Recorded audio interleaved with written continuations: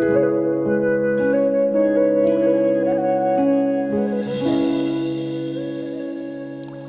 តែបងតូចទីគេផ្តរនីប្រក់សបើកណ្ដោអូនកូនអ្នកផ្សារជីវភាពល្អកកូនអ្នកមានត្រកូនអ្នកមានសាយូអូនបានសន្យាចប់ការសិក្សារៀបការនឹងបងអូនចូលដល់ក្រុងអូនលងនឹងភ្លើង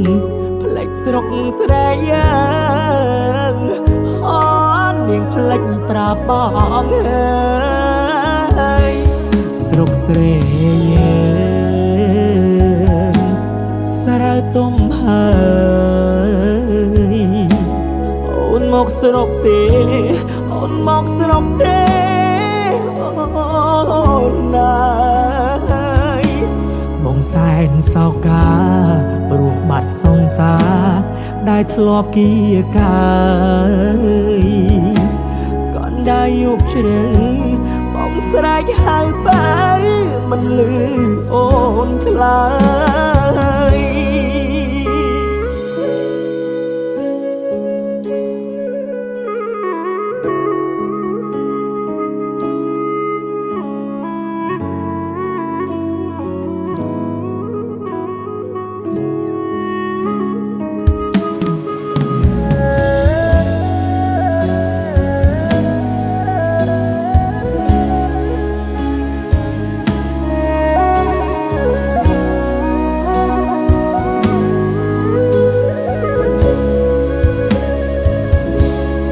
អូនផ្លិច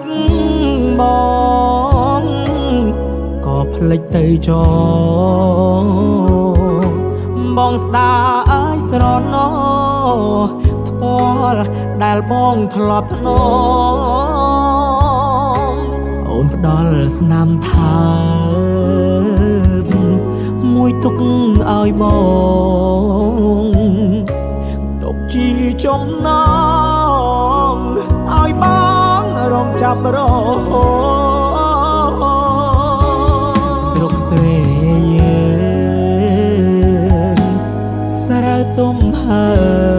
យអូនមកស្រុកទេអូនមកស្រុកទេអូនណាយបងសែនសោកាព្រោះបាត់សង្សារដែលធ្លាប់គៀកាកូនដែលយុគជ្រៅបងស្រែកហៅបើមិនលឺអូនឆ្លើយកូនដែលយុគជ្រៅបងស្រែកហៅបើ